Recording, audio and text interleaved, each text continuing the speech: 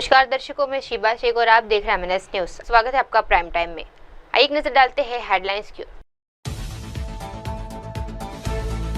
कांग्रेस अब भी आपातकाल वाली सोच में, बोले धर्मेंद्र प्रधान। तेजस्वी यादव ने नए बिहार के सपने को बताया मिशन। योगी आदित्यनाथ ने कैलाश मानसरोवर यात्रा समूह को शुभारंभ किट दी। आइए देखते हैं खबरें विस्तार से।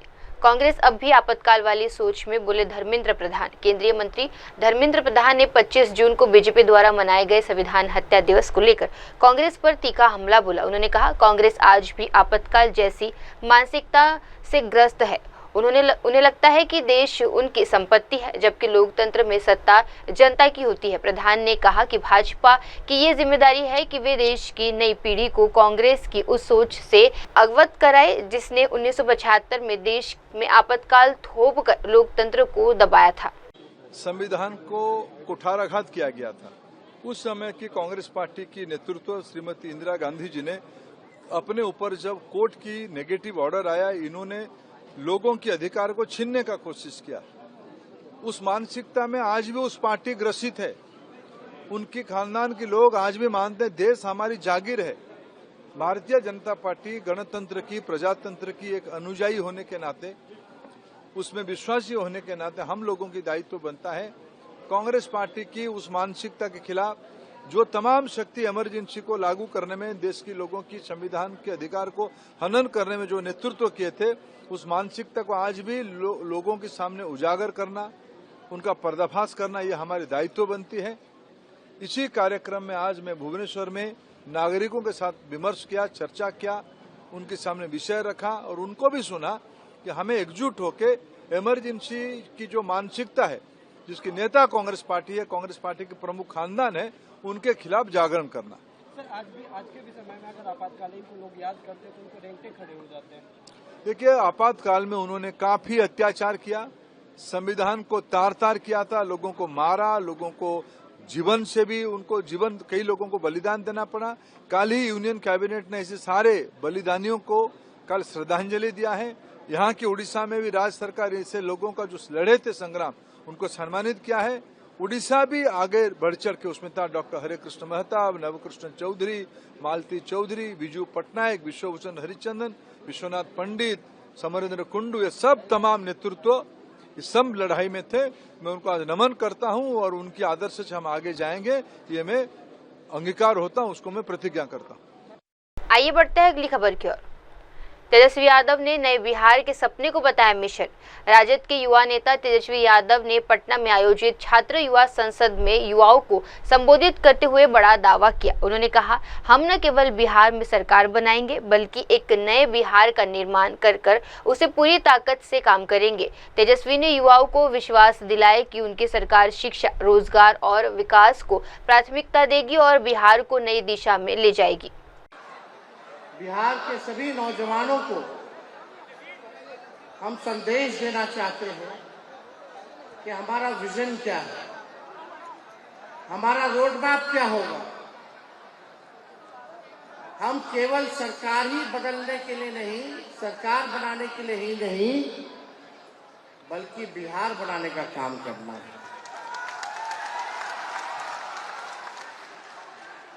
तो साथियों,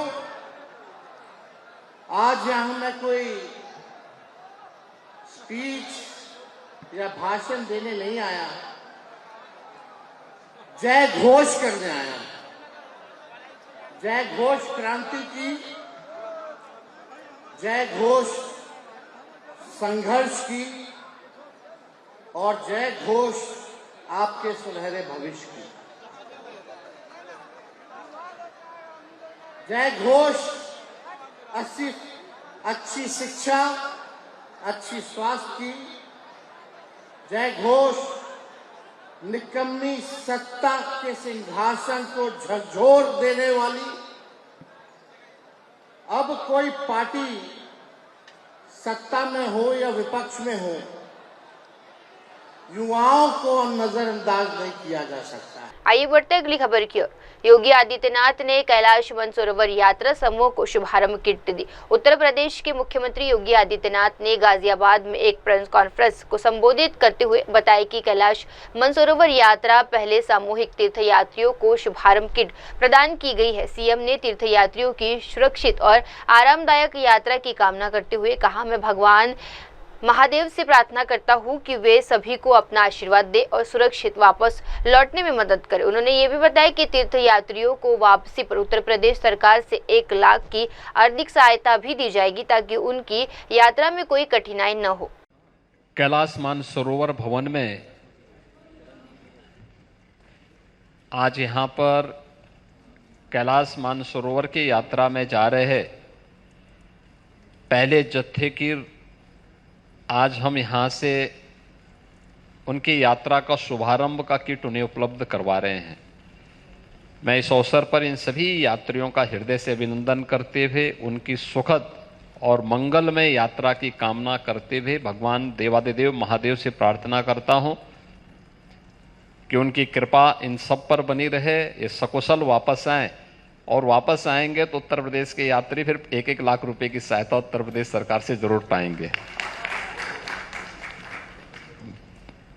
मैं इन सब के प्रति अपनी मंगल में शुभकामनाएं देता हूं और ये कैलाश मानसरोवर भवन हमने उन्हीं की सुविधा के लिए यहाँ पे स्थापित भी किया था और मुझे अच्छा लगा कि आज 200 से अधिक श्रद्धालुजन इस भवन में आकर के इस यात्रा का हिस्सा बनने जा रहे हैं। मित्रों, मैं आज प्रातःकालीन सत्र में गाजियाबाद आया, सेंट्रल इलेक्ट्रॉनिक्स लिमिटेड के स्वर्ण जयंती कार्यक्रम का हिस्सा बना। केंद्रीय मंत्री डॉक्टर जितेंद्र सिंह जी के साथ हम लोगों ने एक डाटा सेंटर का भी, ग्रीनफील्ड डाटा सेंटर का भी यहां पे शिलान्यास किया है और ये सुखद अनुभूति का विषय है कि CEL जो पहले घाटे का एक पब्लिक सेक्टर का प्रतिष्ठान बन चुका था, जिसका डिसइन्वेस्टमेंट होने जा रहा था, वह डिसइन्वेस्टमेंट से बचकर के अब एक प्रॉफिट देने वाला भारत के मिनी रत्न प्रतिष्ठानों में से एक बन चुका है। आइए बढ़ते अगली खबर की ओर। मनोज सिन्हा ने अमरनाथ यात्रा की तैयारियों पर राजनीतिक बैठक बुलाई। जम्मू कश्मीर के उपराज्यपाल मनोज सिन्हा ने आज राजभवन में एक अहम बैठक की, जिसमें अमरनाथ यात्रा की तैयारियों पर विस्तार से चर्चा हुई। इस बैठक में मुख्यमंत्री उमर अब्दुल्ला, पूर्व मुख्यमंत्री सज्जाद लोन, SY तारिगामी और अन्य राजनीतिक नेता शामिल हुए। बैठक में व्यवस्था, सुरक्षा, भीड़ प्रबंध, चिकित्सा सुविधाएं और यातायात नियंत्रण जैसे महत्वपूर्ण मुद्दों पर विचार विमर्श किया गया। सभी नेताओं ने मिलकर ये सुनिश्चित करने का संकल्प लिया कि इस बार की अमरनाथ यात्रा सुचारू, सुरक्षित और सफल हो। आइए बढ़ते अगली खबर की ओर। CM पुष्कर सिंह धामी ने बताया आपातकाल का भयावह दौर।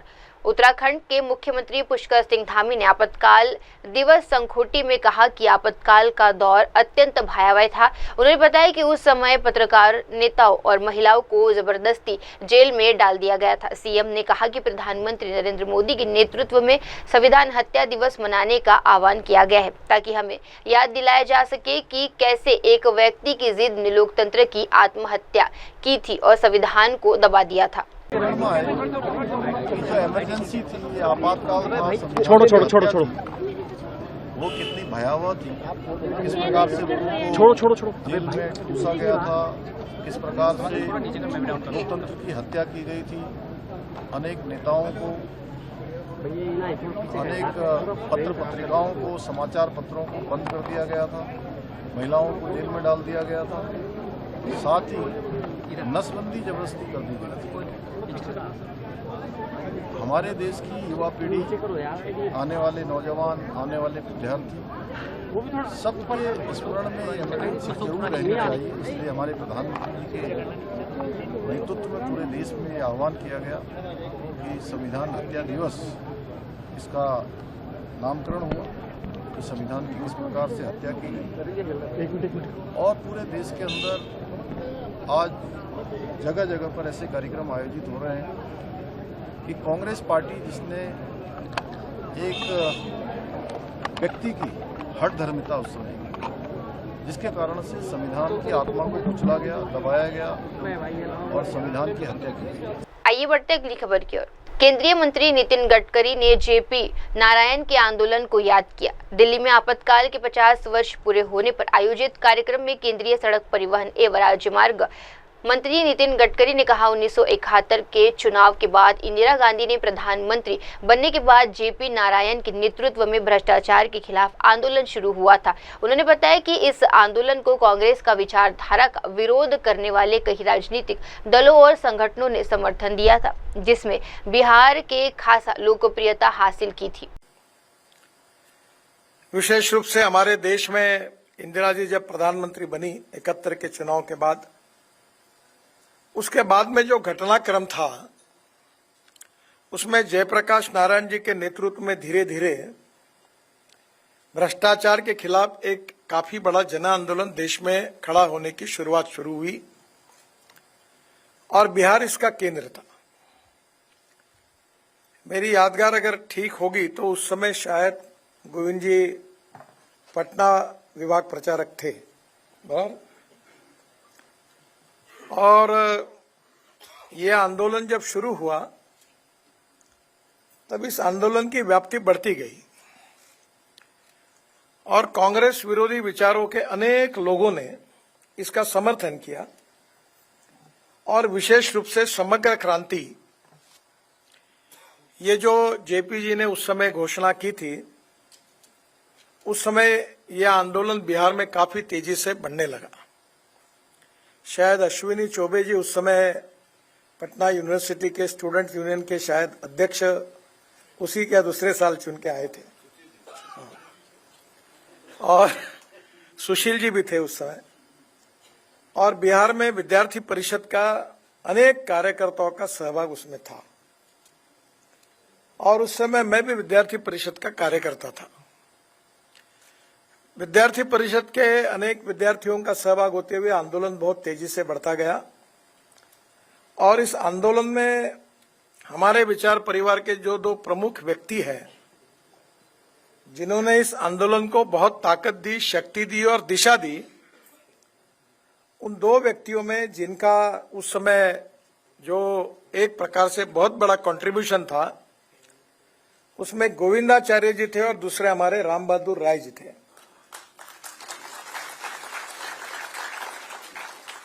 आइए बढ़ते अगली खबर की ओर। हरियाणा मंत्रिमंडल ने सिविल सेवा नियम में संशोधन को मंजूरी दी। हरियाणा के मुख्यमंत्री नायब सिंह सैनी ने बताया कि मंत्रिमंडल ने हरियाणा सिविल सेवा नियम 2016 में संशोधन को मंजूरी दी थी। अब सेवा के दौरान किसी सरकारी कर्मचारी की मृत्यु होने पर मृतक के परिवार को 2 साल तक आवास भत्ता मिलेगा। इसी के साथ ही परिवार 2 साल तक सरकारी आवास का उपयोग कर सकता है। बस सामान्य लाइसेंस शुल्क का भुगतान करना होगा। मंत्रिमंडल में ये भी निर्णय किया गया है कि जो बैठक में हरियाणा सिविल सेवा नियम 2016 में संशोधन को मंजूरी दी गई है, जिन कर्मचारियों की मृत्यु पर परिजनों को एक बड़ी राहत इसमें मिलेगी। मृतक कर्मचारियों के परिवार को 2 साल की आवास सुविधा वो सुनिश्चित की गई है, क्योंकि जो कर्मचारी सर्विस में होता था उसके पास सरकारी आवास होता था। अगर दुर्घटना हो जाती थी तो परिवार को दिक्कत आ जाती थी, तो उसको 2 साल के लिए सुनिश्चित किया है। सेवा के दौरान किसी सरकारी कर्मचारी की अगर मृत्यु होने पर अब मृतक परिवार को आवास भत्ता ये 2 वर्ष की अवधि के लिए मिलेगा, जो पहले 1 साल के लिए मिलता था। इसके अलावा परिवार लाइसेंस शुल्क का भुगतान करके 2 वर्ष की अवधि के लिए सरकारी आवास को रख सकता है। ये इसमें उसको प्रावधान किया गया है, जो ये पहले 1 साल के लिए रख सकता था। आइए बढ़ते अगली खबर की ओर। राहुल गांधी ने विश्वकर्मा समाज के प्रतिनिधियों के साथ की बातचीत। लोकसभा नेता राहुल गांधी ने आज देश भर से आए विश्वकर्मा समाज के प्रतिनिधियों के साथ बैठक कर महत्वपूर्ण मुद्दों पर चर्चा की। बैठक में समाज के विकास, रोजगार सृजन और उनकी समस्याओं के समाधान पर विचार विमर्श हुआ। राहुल गांधी ने समाज के उत्थान के लिए सरकार और समाज के बीच बेहतर समन्वय की आवश्यकताओं पर जोर दिया। पूरे हिंदुस्तान में विश्वकर्मा समाज की आबादी बिहार में खासकर जनगणना के हिसाब से 7.5% है। विश्वकर्मा समाज 5 भागों में बटा हुआ था। बढ़ई, लोहार, सोनार, कसेरा, ठठेरा, कुम्हार, लेकिन सब अलग अलग थे। तो आज समय की मांग है और परिस्थिति है कि जिसकी जितनी संख्या भारी उसकी उतनी हकदारी। तो हम लोगों ने पिछले 6 वर्षों से लगातार दिन रात 24/7 काम करके ये 5 को एक किया। सीनियर ब्यूरोक्रेसी में आपका कोई नहीं? जी नहीं है। मीडिया में आपका कोई नहीं? नहीं है। कॉर्पोरेट इंडिया में आपका कोई नहीं? नहीं है। हायर जुडिशरी में कोई नहीं? नहीं है। सीनियर जनरल्स में कोई नहीं? आपको यह सवाल पूछना है कि हिंदुस्तान का जो पूरा स्ट्रक्चर है उसमें हमारे लोग क्यों नहीं है? Power structure. हिंदुस्तान में हम 100 साल पहले आते तो सारा का सारा फर्नीचर ये बढ़ाई लोग बनाते थे। सही बात है। मतलब अगर ये बनता तो बढ़ाई बनाता था, वो बना तो बढ़ाई बनाता था, वो बना तो बढ़ाई बनाता था। जी जी, राइट। वो आपकी जगह खा गए, खत्म। आपकी जगह ले ली और चाइना के बढ़ाइयों को पकड़ा दी। जी, मार्केट को पकड़ा दी। मार्केट को नहीं, चाइना में बढ़ाई काम कर रहा है। चाइना में बढ़ाई भी काम कर रहा है, लोहार भी काम कर रहा है, सुनार भी काम कर रहा है, कुम्हार भी काम कर रहा है, कसेरा भी काम कर रहा है। उधर की कंपनी उसकी है। ये जो पूरी जापान में इंडस्ट्री है इंजन बनाने वाली, ये पता है कौन चलाता है? ये जापान के जो ओरिजिनल लोहार थे वो चलाते हैं। बट यहाँ हम लोग को आगे बढ़ने ही नहीं दिया जा रहा है। हाँ, तो मेरा सिर्फ ये कहने का मतलब है, ये जो आप लड़ाई लड़ रहे हो ये बहुत जरूरी लड़ाई है, मगर ये 1990 की लड़ाई है। आप सोचोगे यार हमारे 5 लोग विधानसभा में आ गए तो हमारा काम हो जाएगा। वो 5 लोगों को ऐसे अंबानी खरीदेगा 2 मिनट में। तो हम लोग क्या करें? रास्ता बताइए ना। अब ये जो लड़ाई आप लड़ रहे हो, आप कुरुक्षेत्र उधर चला गया है। तो सर उधर जाने के लिए क्या संसाधन नहीं है हमारे पास? नहीं, सबसे पहले उधर जाने का तरीका जाति जनगणना है। जाति जनगणना में मैं क्यों प्रेशर डाल रहा हूं? क्योंकि मैं जानता हूं जिस दिन जाति जनगणना टेबल पे आ गया मामला ही खत्म, उस दिन आपके सब लोगों को पता लग जाएगा यार ना हम शिक्षा के सिस्टम में हैं, ना हम स्वास्थ्य के सिस्टम में हैं, ना हम कॉर्पोरेट इंडिया में हैं। नहीं सर, हम तो मेरा कहना है मैं आपकी पूरी मदद करूंगा कि आपके एमएलए बन जाए, बट जब तक आप वो बड़ा सवाल नहीं पूछोगे तब तक आपका होने वाला कुछ नहीं है। बड़ा सवाल है कि हिंदुस्तान का जो पावर का सिस्टम है उसमें आपको कैसे घुसाया जाए जी। और इससे उसमें नहीं घुस रहे हो, इससे नहीं घुस पाओगे। आपकी हिस्ट्री है, आपका कल्चर है, आपका जीने का तरीका है। सबसे पहले आपको अपनी जो हिस्ट्री है उसमें कॉन्फिडेंस लानी पड़ेगी। दलित जो है वो सबसे दबा हुआ है, बट अपनी हिस्ट्री में उसकी कॉन्फिडेंस है। उनका इकट्ठा होने का अपने इतिहास को याद रखा, आप भूल गए।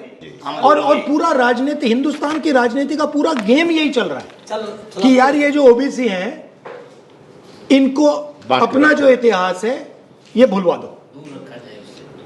हिंदुस्तान की जो इंडिपेंडेंस की जो स्ट्रगल थी वो 2 फेज में थी। पहले कांग्रेस पार्टी कह रही थी कि भाई देखो हम अंग्रेजों के सिस्टम को एक्सेप्ट करते हैं, इसमें हम रिप्रेजेंटेशन चाहते हैं। 1929 में 29 में गांधी जी और नेहरू जी और इन सब ने कहा कि हम रिप्रेजेंटेशन नहीं चाहते, हम पूर्ण स्वराज चाहते हैं, हम पावर चाहते हैं। अभी आप लोग रिप्रेजेंटेशन की लड़ाई लड़ रहे हो। अभी आप लोग कह रहे हो कि भैया हमें रिप्रेजेंटेशन चाहिए, इससे आपको कुछ नहीं मिलने वाला। पूर्ण स्वराज चाहिए आपको अभी आप पावर के लिए नहीं लड़ रहे हो, अभी आप रिप्रेजेंटेशन के लिए लड़ रहे हो। मतलब पावर यहां पे है, आप कह रहे हो यार 2 कुर्सी हमें दे दो, भागीदारी हो जाए थोड़ी सी। 2 कुर्सी दे दो, आपने मुझे बोला जी कि भैया हिंदुस्तान में कि 5000 एमएलए हैं, मैं 5 दे दो, मतलब 1000 में से 1, राइट? आप मेंटली रिप्रेजेंटेशन के लिए लड़ रहे हो, पावर के लिए नहीं लड़ रहे हो। जब तक आपने ये अपने माइंड में नहीं बदला कि मैं रिप्रेजेंटेशन के लिए नहीं लड़ रहा हूं, मैं अपनी हिस्ट्री के लिए लड़ रहा हूं, मैं पावर के लिए लड़ रहा हूं, तब तक ये गाड़ी आस्ते आस्ते आस्ते आस्ते आस्ते चलेगी, थोड़ी देर बाद ठक रुक जाएगी। आप जो लड़ाई लड़ रहे हो, आप बहुत कम स्पेस के लिए लड़ रहे हो।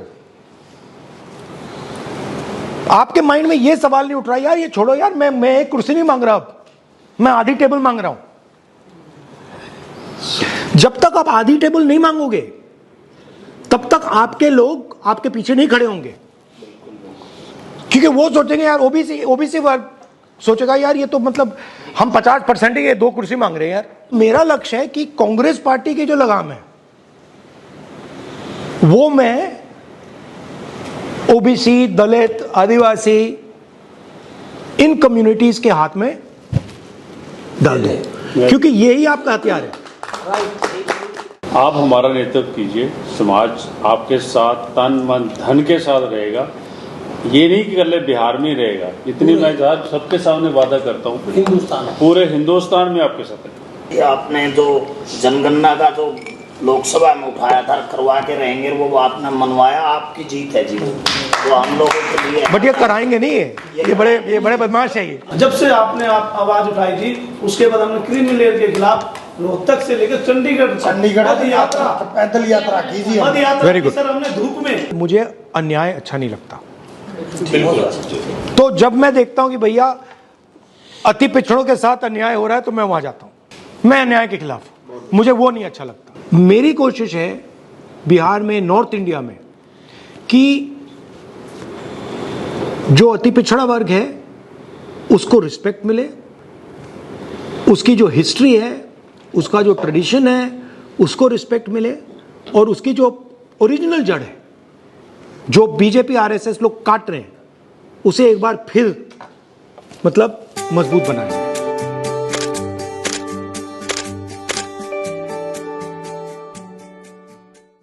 आइए बढ़ते हैं अगली खबर की ओर। देहरादून में आपातकाल संगोष्ठी, सीएम धामी का कांग्रेस पर तीखा प्रहार। देहरादून में आयोजित आपातकाल दिवस संगोष्ठी को संबोधित करते हुए उत्तराखंड के मुख्यमंत्री पुष्कर सिंह धामी ने कांग्रेस पार्टी पर तीखा हमला बोला। उन्होंने कहा कि मैं जन जागरण के माध्यम से लोगों से आग्रह करता हूं कि वे कांग्रेस नेताओं से सवाल पूछे, क्या वे आपातकाल को अपनी ऐतिहासिक भूल मानते हैं, क्या वे इसके लिए प्रायश्चित करने को तैयार है। सीएम धामी ने पूछा कि क्या कांग्रेस ने कभी लोकतंत्र सेनानियों को जबरन नसबंदी झेलने वाले परिवार, प्रेस या न्यायपालिका से माफी मांगी। उन्होंने कहा, जागरण के माध्यम से लोगों से आग्रह करता हूं कि वे कांग्रेस नेताओं से सवाल पूछे, क्या वे आपातकाल को अपनी ऐतिहासिक भूल मानते हैं, क्या वे इसके लिए प्रायश्चित करने को तैयार है। सीएम धामी ने पूछा कि क्या कांग्रेस ने कभी लोकतंत्र सेनानियों को जबरन नसबंदी झेलने वाले परिवारों, प्रेस या न्यायपालिका से माफी मांगी। उन्होंने कहा, जब न्यायपालिका कांग्रेस के पक्ष में फैसला नहीं देती तो वे उस पर सवाल उठाते हैं। मीडिया अगर सवाल करता है तो हम जानते हैं कि कांग्रेस किसे दोषी ठहराती है। यही नहीं, आदरणीय प्रधानमंत्री जी ने आपातकाल की घटनाओं का उल्लेख करते हुए संघर्ष मां गुजरात नामक एक किताब भी लिखी थी 1978 में, और कल ही गृह मंत्री श्री अमित शाह जी ने आदरणीय प्रधानमंत्री जी के आपातकाल के दौरान संघर्ष पर लिखी गई एक नई पुस्तक द इमरजेंसी डायरीज का भी विमोचन किया। मुझे पूरा विश्वास है कि इस पुस्तक और संविधान हत्या दिवस के माध्यम से भारत की नई पीढ़ी जान सकेगी कि किस तरह आपातकाल के दौरान संविधान को रोला गया, लोकतंत्र की आत्मा को निर्ममता से कुचला गया।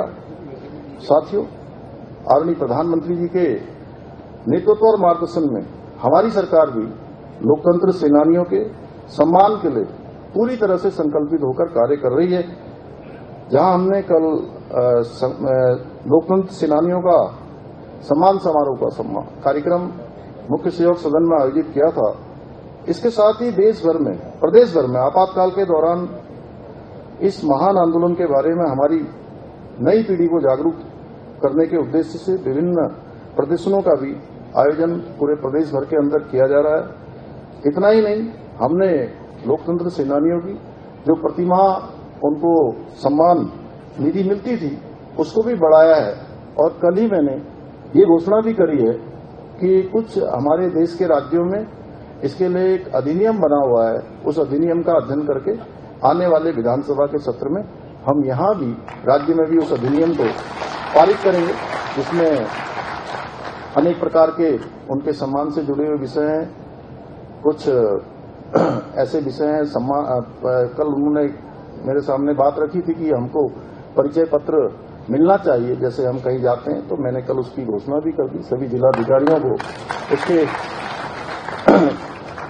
निर्देश भी दे दिए हैं कि तत्काल उनको परिचय पत्र दे दिए जाएं, जिससे कि कहीं भी वो दिखे तो हम सब लोग और सभी लोग वो एक सम्मान उनके प्रति लोगों का सामने हो। साथियों, मैं आज इस अवसर पर सभी से आह्वान करता हूं कि आप लोग जनता के बीच जाकर जन जागरण के माध्यम से उनसे आग्रह करें कि वो लोग कांग्रेस और उसकी पार्टी के नेताओं से कुछ प्रश्न पूछें कि क्या आपातकाल को कांग्रेस अपनी ऐतिहासिक गलती मानती है, और यदि मानती है तो क्या कांग्रेस आपातकाल के अपने निर्णय को लेकर प्रायश्चित करने को तैयार है? क्या कांग्रेस ने कभी इसके लिए लोकतंत्र सेनानियों से माफी मांगी है? क्या उन्होंने उन परिवारों से माफी मांगी है जिनके घरों में जबरन नसबंदी कर दी गई? क्या उन्होंने प्रेस और न्यायपालिका से कभी खेद व्यक्त किया है? मुझे पता है कांग्रेस उनके किसी भी सवाल का, जो भी सवाल उनसे किए जाएंगे, उनके किसी भी सवाल का जवाब नहीं दे पाएगी, क्योंकि कांग्रेस के डीएनए में लोकतंत्र के प्रति कोई सम्मान नहीं है। आज भी उनके युवराज संविधान और लोकतंत्र को अपनी कठपुतली समझते हैं। आज भी कांग्रेस का वही चरित्र बरकरार है। आज भी जब अदालतें उनके पक्ष में नहीं जाती हैं तो न्यायपालिका पर भी प्रश्न चिन्ह खड़ा कर देते हैं। जब चुनाव हारते हैं तो चुनाव आयोग की निष्पक्षता पर हमला करते हैं। जब मीडिया सवाल पूछता है तो उसे अपमानित करते हैं। जब जनता उन्हें नकार देती है तो आप सब जानते हैं किसको दोषी ठहराते हैं। जोर से बोलो यार। तो ईवीएम को दोषी ठहराने लगते हैं। साथियों, आप सभी को कांग्रेस के इस दोगले चरित्र को उजागर करने हेतु आगे आना होगा। हमारे लोकतंत्र सेनानियों के योगदान को जन जन तक पहुंचाना होगा, जिससे हमारे लोकतंत्र की शक्ति, नागरिकों की लोकतंत्र के प्रति आस्था को और मजबूत। आइए बढ़ते हैं अगली खबर की ओर। चिनाब नदी में जलस्तर बढ़ा, प्रशासन ने जारी की चेतावनी। जम्मू कश्मीर के डोडा जिले में चिनाब नदी के जलस्तर में वृद्धि को देखते हुए जिला प्रशासन ने सख्त निर्देश जारी किए हैं। जिला मजिस्ट्रेट हरविंद सिंह ने कहा, हमें लोगों को किसी भी जल निकाय, खासकर चिनाब नदी के पास जाने से रोकना चाहिए। आदेश जारी किया है। गर्मी के मौसम में लोग अक्सर साहसिक गतिविधियों के लिए पानी में उतर जाते हैं, जो जानलेवा साबित हो सकता है। उन्होंने साफ किया कि जो भी व्यक्ति इस आदेशों का उल्लंघन करेगा उसके खिलाफ कानूनी कार्रवाई की जाएगी, चाहे वे वयस्क या बच्चा हो। हम माता पिता से विशेष अपील करते हैं कि वे अपने बच्चों को नदी या जल स्रोत के पास न जाने दें। अगर कोई भी बच्चा वहां पाया गया तो उसकी जिम्मेदारी माता पिता की होगी और उनके खिलाफ भी कार्रवाई की जाएगी। जी, एक हमने ऑर्डर निकाला है, इनफैक्ट नोटिस नहीं है, अंडर सेक्शन 163 BNSS, जिसमें हमने प्रोहिबिट किया है लोगों को वाटर बॉडीज के क्लोज जाने में। आप जानते हैं गर्मियों का सीजन चल रहा है, बहुत सारे लोग for fun purposes, for kind of adventurous activities पानी में जाके तैरने की कोशिश कर रहे हैं। मैंने खुद पर्सनली देखा है, आज भी युराई में तकरीबन हमारे 15-20 बच्चे थे जो पानी में नहा रहे थे। तो फिर SHO साहब वहां गए, उनको रोका, क्योंकि फ्लैश फ्लड्स आ रहे हैं। कभी पता नहीं होता कि पीछे भरत में फ्लैश फ्लड हो, राई में बच्चे बह जाए। तो मेरी हर एक से अपील रहेगी। मैं अपने ऑर्डर के बारे में तो बताऊंगा कि ऑर्डर में हमने बार किया है लोगों को वाटर बॉडीज के पास जाने से, और अगर वो नहीं मानते हैं तो उसमें कानूनी कार्रवाई भी हो सकती है, बिकॉज ये जानलेवा है इस टाइम। और स्पेशली इस एक हफ्ते में जब प्रेडिक्शन है कि अचानक बारिशें होंगी, अचानक फ्लैश फ्लड्स आएंगे, और आपने देखा हाल ही में कल रात को भी फ्लैश फ्लड्स आए, तकरीबन 5 दिन पहले भी फ्लैश फ्लड्स आए थे।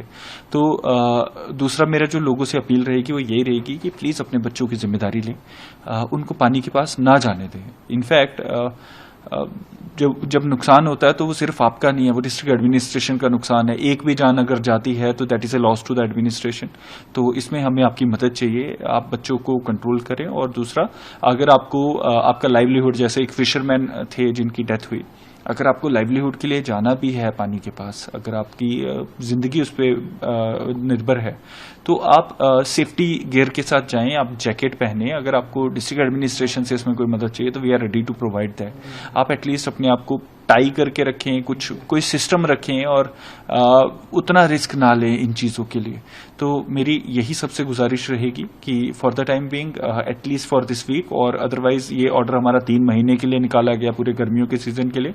तो अगर कोई इसको वायलेट करता पाया गया, और आज मेरी पूरी टीम्स ऑन ग्राउंड है, आज हम जो छोटे बच्चे हैं उनके पेरेंट्स को बच्चे हैंड ओवर कर रहे हैं ताकि एक वार्निंग सबको मिले। बट अगर बच्चे ऐसा करते रहे तो पेरेंट्स पे कार्रवाई भी हो सकती है।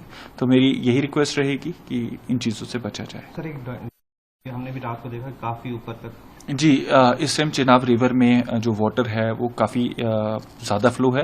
अभी डेंजर मार्क ब्रीच नहीं हुआ है, but at the same time क्योंकि बारिशें जब होती हैं तो डैम से अचानक पानी छोड़ा जाता है। कल रात के लिए भी हमारे पास एक रिक्वेस्ट आई है फॉर फ्लशिंग, तो उसमें भी हमने एडवाइजरी जारी कर दी है। चिनाब का पानी 2 से 3 मीटर बढ़ सकता है कल शाम को और परसों के लिए।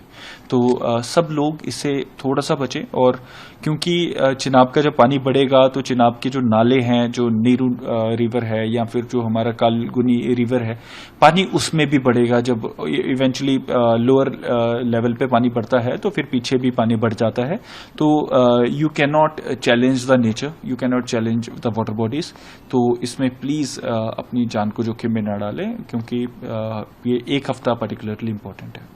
आइए बढ़ते हैं अगली खबर की ओर। वाराणसी केस में एसआईटी रिपोर्ट में नया मोड़। वाराणसी में कथित बलात्कार की घटनाओं को लेकर बड़ा खुलासा हुआ है। आरोपी के वकील आलोक सौरभ ने एसआईटी रिपोर्ट के हवाले से कहा कि घटना की तारीख के दौरान पीड़ित को अलग अलग लोगों के साथ घूमते और मॉल में देखा गया था। वकील के मुताबिक पीड़ित ने इस दौरान अपने सोशल मीडिया अकाउंट पर लॉगिन किया, दोस्तों को मैसेज भेजे और वीडियो तक अपलोड किए। रिपोर्ट के ये दर्ज किया गया है कि जब पुलिस ने उसे ढूंढा तो उसके घर जाने से इनकार कर दिया। आरोपी पक्ष का दावा है कि लड़की अपनी मर्जी से घर से गई थी क्योंकि उसके पास फोन था और फिर भी उसने अपने परिजनों से संपर्क नहीं किया। हालांकि मामले में पीड़िता का बयान कानूनी रूप से सबसे अहम माना जाता है और इसी आधार पर घटना को सत्य माना गया है। जी है, देखिए एसआईटी रिपोर्ट में पुलिस ने खाना पूर्ति का काम किया है। हालांकि फिर भी एसआईटी रिपोर्ट में यह बताया गया है कि लड़की 29/3 को अपने घर से निकलती है और परिवारीजनों द्वारा 4 तारीख को लालपुर पांडेपुर थाने में सूचना दी जाती है। तो पहले ही यह स्पष्ट है कि 29 से 3 दिन ये और 3 दिन 6 दिन से ज्यादा हो गई। अब 6 दिन बाद उनके परिजनों द्वारा थाने में सूचना दी गई, उसके पहले कोई सूचना नहीं दी गई। एसआईटी रिपोर्ट में इस बात का उल्लेख है।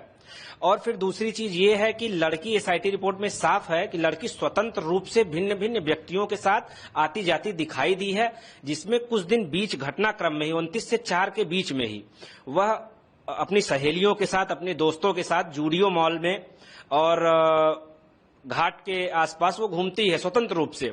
और इस दौरान वह भिन्न भिन्न व्यक्तियों का मोबाइल लेके अपना इंस्टाग्राम लॉगिन भी की है, उनके मोबाइल फोन से बातचीत भी की है। और लड़की ने जब सबसे बड़ी बात है एसआईटी रिपोर्ट में इस बात का भी जिक्र है कि लड़की को जब उसकी सहेली के घर से पुलिस ने बरामद किया तो लड़की अपने घर जाने से इनकार कर रही थी। लड़की अपने घर नहीं जाना चाहती, जो कि साफ परिलक्षित है कि लड़की स्वयं अपने घर से निकली थी, वो घर नहीं जाना चाहती थी और घटना के दौरान भिन्न भिन्न जगह पे घूमती भी रही, लोगों का मोबाइल फोन इस्तेमाल करती रही, अलग जगहों पर आती जाती रही। यदि कहीं भी लड़की के मन में इस प्रकार का भाव होता कि हमारे साथ गलत हो रहा है, तो जब लोगों का मोबाइल लेकर अपना इंस्टाग्राम लॉगिन कर रही है, इंस्टाग्राम पे वीडियो डाला है, उसने अपलोड किया हुआ है, लोगों के मोबाइल फोन लेकर कॉल कर रही है, बात कर रही है, लेकिन उस दौरान उसने अपने घर पे कोई सूचना नहीं दी। तो इससे साफ स्पष्ट होता है कि घटना वैसी नहीं है जैसी इसको बता दी गई है। ठीक है, लोगों का अलग अलग परसेप्शन है, लेकिन वास्तविकता यही है कि इसमें लड़की स्वतंत्र रूप से गई है और एसआईटी रिपोर्ट में इस बात का जिक्र है। लेकिन एसआईटी रिपोर्ट में यह भी कहा गया है, चूंकि हाई कोर्ट और सुप्रीम कोर्ट ने जो पहले के निर्णय दिए हैं उसमें साफ उल्लेख है इन चीजों का कि पीड़िता का जो बयान है 164 का, वह काफी महत्वपूर्ण होता है और उस बयान के ही आधार पर इस घटना में आरोपित जो घटना घटित हुई उसको सही माना जा रहा है।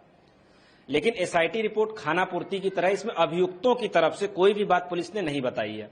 पीड़िता की बात तो पुलिस ने बता दी कि जो पीड़िता है वो वास्तविकता यही कि वो अपने घर से 29/3 को निकलती है, परिजन 4 तारीख को सूचना देते हैं, पीड़िता भिन्न भिन्न जगहों पर जाती है, आती जाती दिखाई दी है। उन्होंने जो भी सीसीटीवी फुटेज या जिन चीजों का अवलोकन किया है उससे दिखाई दी और कई लोगों के मोबाइल फोन से उसने अपना इंस्टाग्राम भी चलाया हुआ है। तो इस चीज से इनकार नहीं किया जा सकता कि पीड़िता के पास यह पूरा समय था, पूरा वक्त था कि वो अगर उसके साथ कोई घटना घटित हो रही तो लोगों को इन्फॉर्म कर दे, अपने घर बता दे। उसमें एसआईटी रिपोर्ट में यह चीज लिखी हुई कि पीड़िता जब गई तो मेडिकल जांच कराने से भी उसने मना कर दिया। उसने आंतरिक और बाह्य परीक्षण कराने से मना किया, लेकिन बाद में डॉक्टरों ने उनके परिजनों को समझाया, तब जाके उसने अपना मेडिकल कराया और पीड़िता घर जाने से भी इनकार कर रही थी। तो वास्तविकता यही है कि कहानी कुछ और है, बाद में कुछ और बना दी गई कहानी को। और इसमें एक केस में एक चार्जशीट भी आई है। राज खान जो आरोपी है उसके खिलाफ चार्जशीट आई है, उसमें बैड टच का आरोपी है वो, और रेप का आरोप उसमें नहीं बताया गया है चार्जशीट में भी। और एसआईटी रिपोर्ट भी कुछ ऐसी ही है, लेकिन चूंकि पीड़िता का 164 का बयान वो सुप्रीम कोर्ट और हाई कोर्ट के निर्देश के अनुसार है, इसलिए उसमें पीड़िता को महत्व दिया गया है, पीड़िता के बयान को। तो घटना को घटित माना जा रहा है। अभी आगे भी देखिए क्या होता है, चार्जशीट आती है उसके आधार पे क्या चीजें सही होती हैं। हालांकि सच्चाई तो इसी से स्पष्ट हो रही है कि जब पीड़िता अपने घर नहीं जाना चाह रही थी, 29/3 को जा रही है, 6 दिन बाद पुलिस के यहाँ रिपोर्ट दर्ज हो रही है। जब पकड़ी गई तो बताया अपने घर नहीं गई, वो अपनी सहेली के यहाँ थी, अपनी सहेली के साथ घूम रही थी, लेकिन उसने न घर पे सूचना दी न पुलिस को सूचना दी। एसआईटी रिपोर्ट में गैंगरेप पुष्टि नहीं, एसआईटी रिपोर्ट में गैंगरेप चूंकि मेडिकल परीक्षण हुआ है, मेडिकल परीक्षण में रेप की पुष्टि जरूर हुई है, लेकिन उसके कई अब चूंकि ऑन कैमरा इन चीजों को नहीं कहा जा सकता, लेकिन वो बहुत सारे कारण है, वो स्पष्ट नहीं कहा जा सकता उन चीजों को। लेकिन फिर भी चूंकि पीड़िता स्वतंत्र रूप से गई है, ये स्पष्ट लिखा हुआ है एसआईटी रिपोर्ट में कि पीड़िता स्वतंत्र रूप से भिन्न भिन्न व्यक्तियों के साथ आती जाती पाई गई है।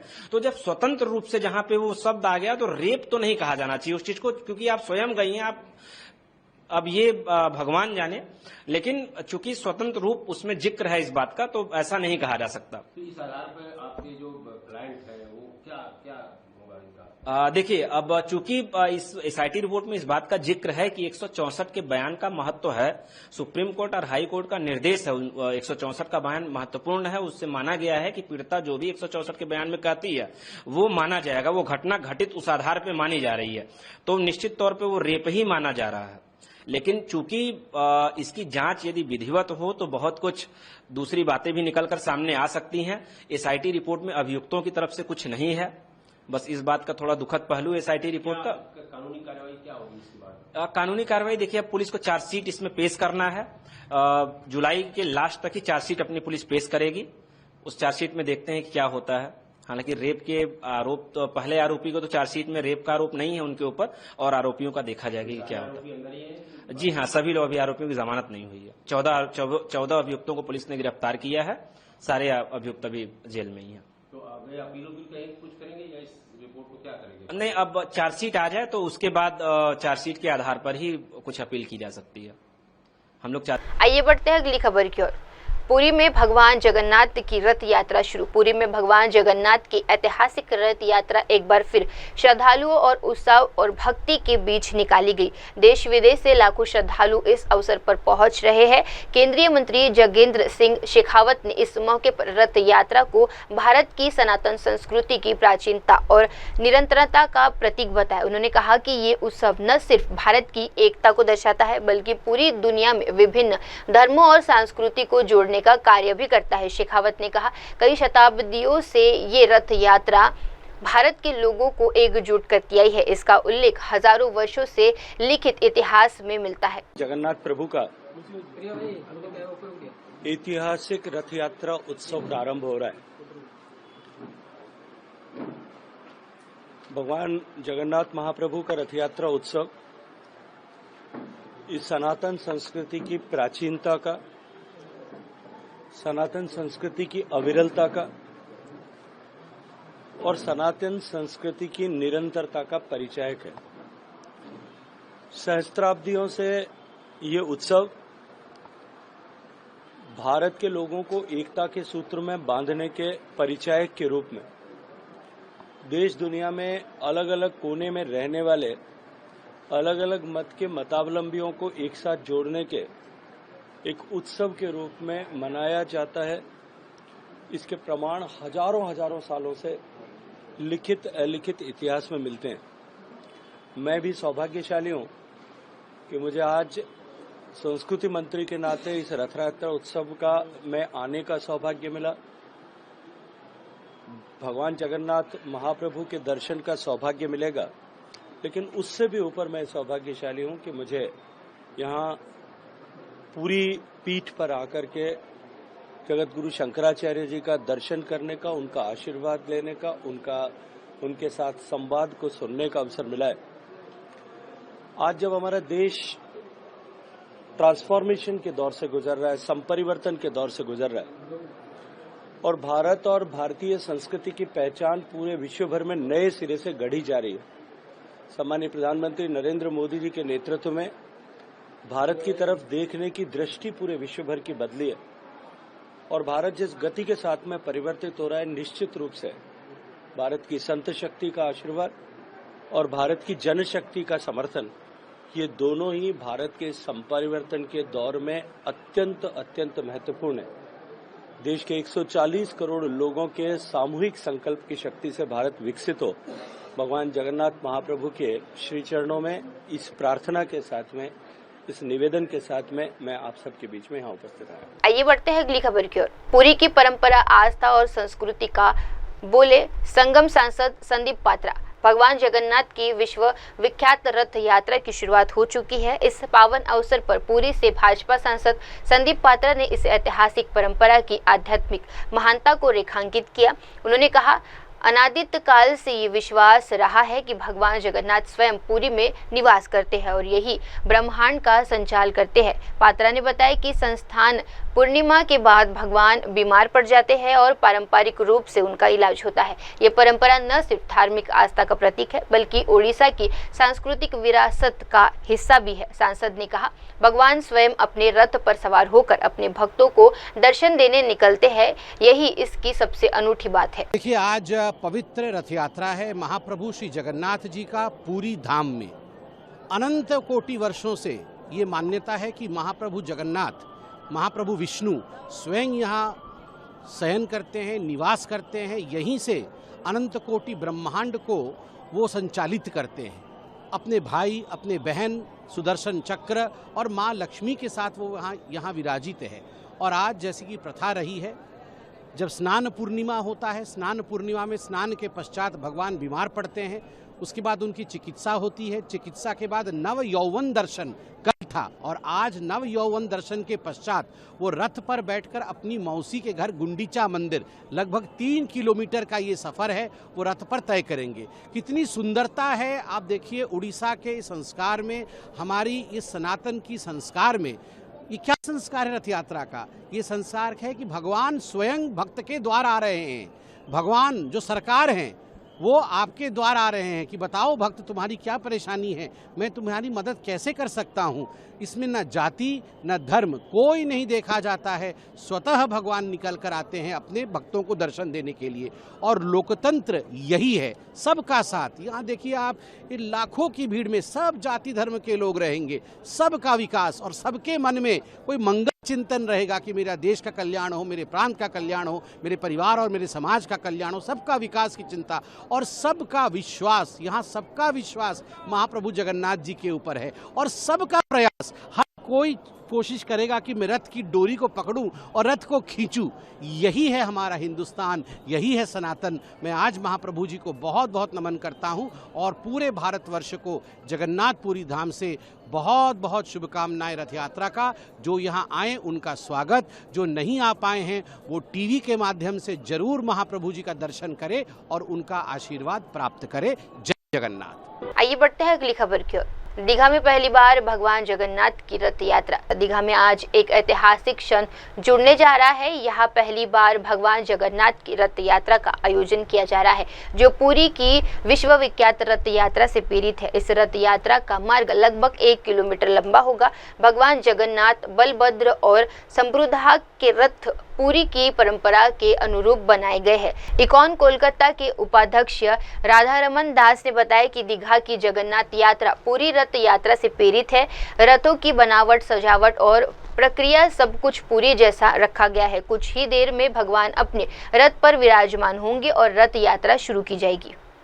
जय जगन्नाथ। हम जानते हैं कि जो भी रथ यात्रा की प्रेरणा है वो जगन्नाथ धाम पुरी से ही मिलती है।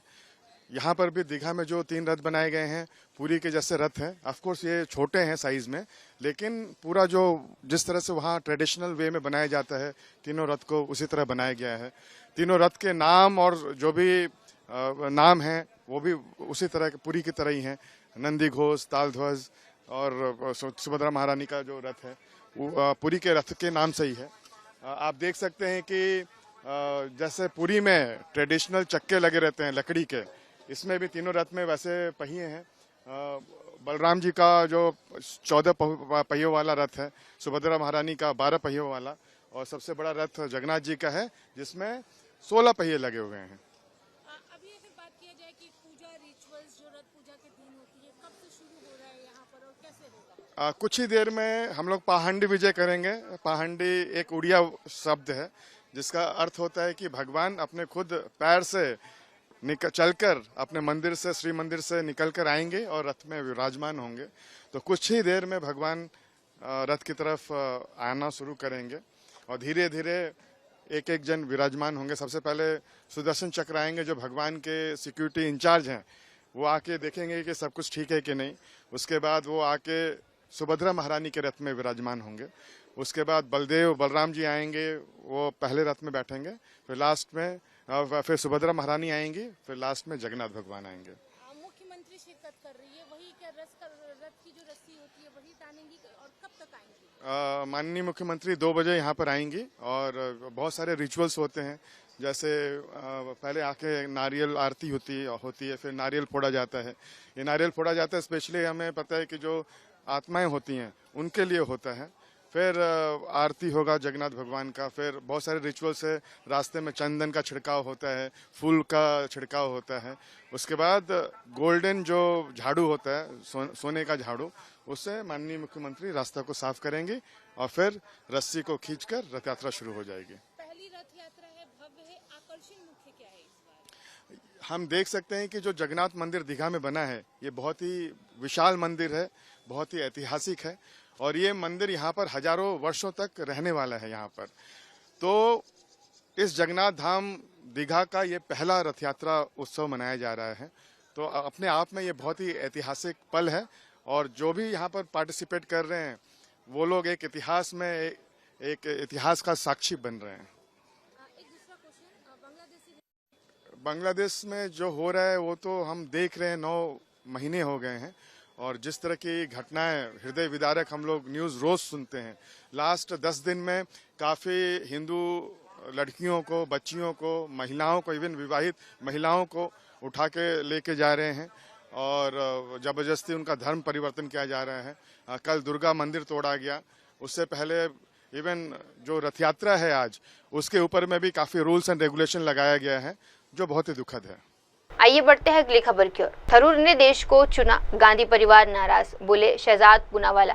दिल्ली में कांग्रेस के भीतर चल रही खींचातान अब खुलकर सामने आ रही है। भाजपा नेता शहजाद पूनावाला ने शशि थरूर को लेकर कांग्रेस पर बड़ा हमला बोला है। शहजाद पूनावाला का कहना है कि शशि थरूर की सबसे बड़ी गलती ये थी कि उन्होंने गांधी परिवार के बजाय देश को प्राथमिकता दी। उन्होंने पाकिस्तान को लेकर कांग्रेस की कथित नरमी को बेनकाब किया, जिसके बाद से कांग्रेस का पहला परिवार उनके खिलाफ है। शहजाद पूनावाला ने कहा कि कांग्रेस के वरिष्ठ नेता लगातार शशि थरूर को अपमानित करने की कोशिश कर रहे हैं। उन्होंने मल्लिकार्जुन खड़गे, मुरलीधर और केसी वेणुगोपाल के बयानों का जिक्र करते हुए कहा कि थरूर ने तो सिर्फ एक साधारण ट्वीट किया था, लेकिन कांग्रेस नेता उन्हें खुलेआम धमकियां दे रहे हैं।